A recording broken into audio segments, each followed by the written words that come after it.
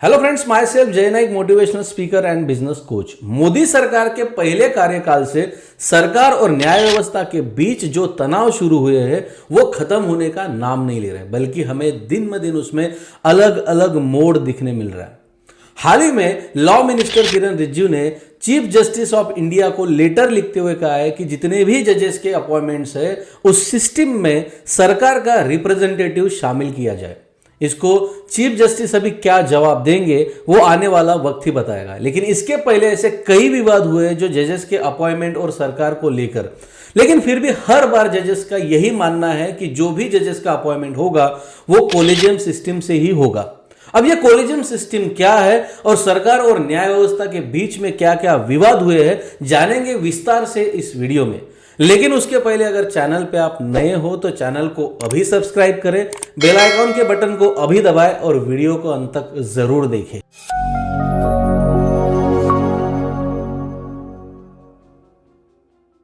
सबसे पहले हम जानेंगे कि कॉलेजियम सिस्टम है क्या, आखिर क्यों सारे जजेस फोर्स करते हैं कि जजेस के जो अपॉइंटमेंट्स है वो कॉलेजियम सिस्टम से ही होनी चाहिए, और आखिर क्यों ऐसा हुआ था कि 2014 में मोदी गवर्नमेंट ने कॉलेजियम सिस्टम को डिसकंटिन्यू करने का फैसला लिया।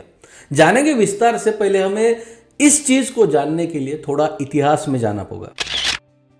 Indian constitution article 124 sub clause 2 के तहत इंडिया के प्रेसिडेंट जो है वो सुप्रीम कोर्ट के चीफ जस्टिस ऑफ इंडिया की नियुक्त करते हैं। अभी चीफ जस्टिस ऑफ इंडिया को जब अपॉइंट करना होता है तो क्लॉज ये है कि प्रेसिडेंट को जो current chief Justice of India है उनकी राय लेनी पड़ती है, उनसे कंसल्टिंग करना पड़ता है। 1950 से लेकर 1973 तक ऐसा ही चलता रहा। जो देश के जजेस है उसमें से सबसे ज्यादा सीनियर जो थे वो as a Chief Justice of India चुने जाते थे। लेकिन 1973 में कुछ ऐसा हुआ कि इंदिरा गांधी सरकार में जो एन रे थे वो नए चीफ जस्टिस ऑफ इंडिया चुने गए। एन रे ये 4th रैंकिंग के सीनियर जज थे, उनके आगे 3 और सीनियर जजेस थे। उसके बावजूद भी सरकार ने एन रे को as a Chief Justice of India करके चुना गया। उसके बाद 1977 में और भी चौंका देने वाली चीज इंडिया में हुई। यू बेग ये नए चीफ जस्टिस ऑफ इंडिया करके चुने गए, लेकिन यू बेग ये 11वें नंबर के सीनियर जज थे और उनके आगे 10 और सीनियर जजेस थे।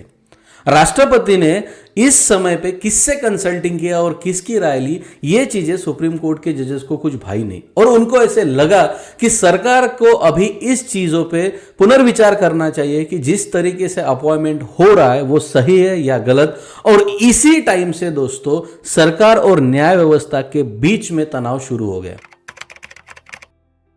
इस तरीके से सरकार और न्याय व्यवस्था के बीच में जब विवाद चालू हुआ तो 1982 में पहला जज केस बना, और जिसमें यह कंक्लूजन बाहर आया कि जो भी राय राष्ट्रपति को दी जाती है, जो जजेस के द्वारा कंसल्टिंग की जाती है, वो प्रेसिडेंट पे, अपने देश के राष्ट्रपति पे मैंडेटरी नहीं है, मतलब वो अपना डिसीजन ले सकते, क्योंकि उनका कहना था कि वो आपसे राय ले रहे हैं, आपसे खाली कंसल्टिंग कर रहे हैं। इसका मतलब ये नहीं होता कि आप जो कंसल्ट करेंगे, आप जो सजेशन देंगे वो हमें बंधनकारक होगा या राष्ट्रपति को वही डिसीजन लेना होगा। उसके बाद फिर 1993 में फिर से जज केस नंबर 2 बाहर निकला, और उसमें ऐसा कंक्लूजन कि जो जजेस आपको कंसल्टिंग करेंगे, मतलब देश के प्रेसिडेंट को, वो मैंडेटरी होगा और उसी के राय के चलते आपको देश के चीफ जस्टिस ऑफ इंडिया को चुनना पड़ेगा। और वो कंक्लूजन फाइनल हुआ कि जो भी कंसल्टिंग या जो भी राय सुप्रीम कोर्ट के जजेस देंगे उसके द्वारा ही देश के नए चीफ जस्टिस ऑफ इंडिया चुने जाएंगे।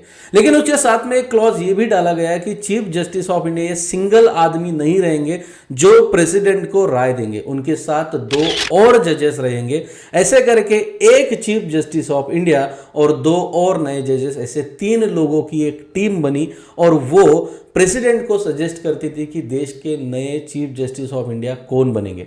फिर 1998 में ऐसा हुआ कि ये टीम बढ़कर 5 लोगों की हुई, जिसमें करंट एक चीफ जस्टिस ऑफ इंडिया होते थे और 4 सीनियर जजेस होते थे। और इसी टीम को, इसी जजेस के इनोवेशन को कॉलेजियम सिस्टम कहा गया, और इसी कॉलेजियम सिस्टम के द्वारा आज तक 1998 से लेके 2022 तक हमारे जितने भी चीफ जस्टिस ऑफ इंडिया है वो चुने जा रहे हैं। अगर हमारे देश में कुछ बनता है और उसके साथ अगर कंट्रोवर्सीज ना हो तो वो देश में ही क्या बना।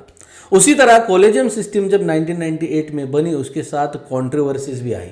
आज मेन 4 कंट्रोवर्सीज के बारे में हम बात करेंगे जिसके चलते 2014 में मोदी सरकार ने कॉलेजियम सिस्टम को डिसकंटिन्यू करने का फैसला लिया था।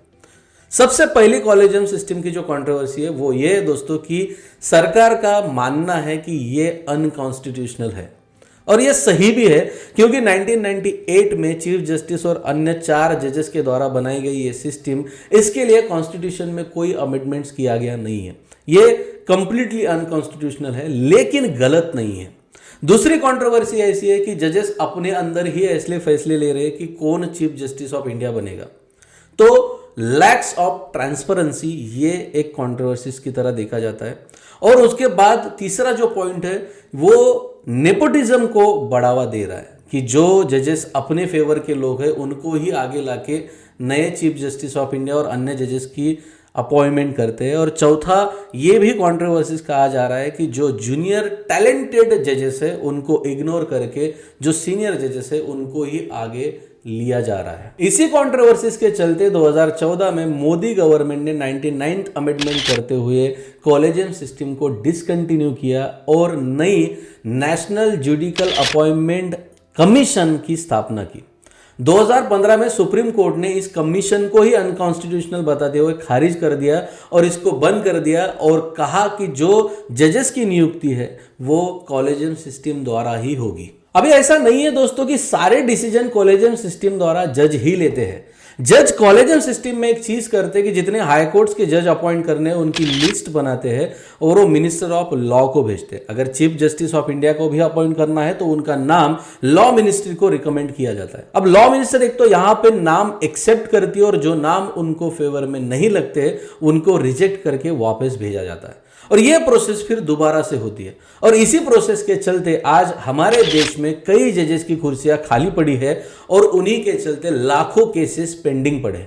सरकार और न्याय व्यवस्था के बीच में जो ये विवाद है दिन ब दिन अलग अलग स्टेप ले रहा है, लेकिन जो आम आदमी के मन में सवाल है वो सवाल ये है कि हमारे जो केसेस कोर्ट्स में पेंडिंग पड़े हैं उनका सेटलमेंट कब होगा। सेटलमेंट तभी होगा दोस्तों जब जजेस अवेलेबल होंगे और जज अवेलेबल करने का काम सरकार का है, क्योंकि सरकार क्या करती है अपनी फेवर के लोगों को लेती है। हाल ही में आंकड़ों में अगर बात की जाए तो हाई कोर्ट में 1000 से ज्यादा पोस्ट अप्रूव्ड है, उसके बावजूद 350 जज के पोस्ट वैकेंट है। सुप्रीम कोर्ट में भी फुल टाइम 34 जजेस काम कर सकते हैं, उसके बावजूद वहां पे 7 पोस्ट वैकेंट है और 27 जज के साथ ही सुप्रीम कोर्ट काम कर रहा है। जो जूनियर कोर्ट्स है उसमें तो और भी हालत खराब है, 6000 जजेस जो है उनके पोस्ट वैकेंट है। अभी अगर ये सारे जजेस अवेलेबल होते हैं तो जल्दी ही अपने जो पेंडिंग केसेस है जो लाखों की तादाद में है वो सेटल्ड हो जाएंगे। वीडियो के अंत में बस इतना ही कहूंगा दोस्तों कि आज भी एक आम भारतीय नागरिक अपनी न्याय व्यवस्था पे पूरी तरीके से भरोसा करता है। जब कभी उन पे अन्याय होता है तो उन्हें ऐसे लगता है कि न्याय हमें कोर्ट में मिलेगा और सरकार को भी इस न्याय व्यवस्था को स्वतंत्र रखना चाहिए। 1973 में जब सरकार के इंटरफेरेंस की वजह से एक चीफ जस्टिस ऑफ इंडिया ऐसे चुने गए जिनका कंट्रोल सरकार के ऊपर से हिल गया, उसके बाद 1975 में हमारे देश ने एक लौती इमरजेंसी देखी। फिर से यह देश उस दौर से नहीं गुजरना चाहता है। सुप्रीम कोर्ट का काम होता है दोस्तों सरकार पे कंट्रोल रखना, लेकिन सरकार के इंटरफेरेंस की वजह से अगर सुप्रीम कोर्ट पे ही सरकार का कंट्रोल आ जाए तो जो देश, जो अपना भारत देश दुनिया का सबसे बड़ा डेमोक्रेटिक कंट्री है, उस देश को हुकुमशाही कंट्री बनते समय नहीं लगेगी। अगर इसी तरीके से न्याय व्यवस्था के बीच में सरकार के विवाद चलते रहे और सरकार ने किसी भी तरह से इस न्याय व्यवस्था को अपने कंट्रोल में ले लिया तो ये दुनिया जो है हिटलर के बाद सबसे बड़ा हुकुमशाह अपने ही देश से निकलते देखेगी। भारतीय न्याय व्यवस्था और उनके जो विवाद है उन पे आपकी क्या राय है कमेंट बॉक्स में मुझे जरूर बताएं। वीडियो अगर आपको अच्छा लगा हो तो लोगों के साथ जरूर शेयर करें और इस चैनल पे अगर आप नए हो तो चैनल को सब्सक्राइब जरूर करें। आज के लिए बस इतना ही दोस्तों, मिलते हैं अगले वीडियो में। तब तक के लिए अपना ख्याल रखिए। धन्यवाद।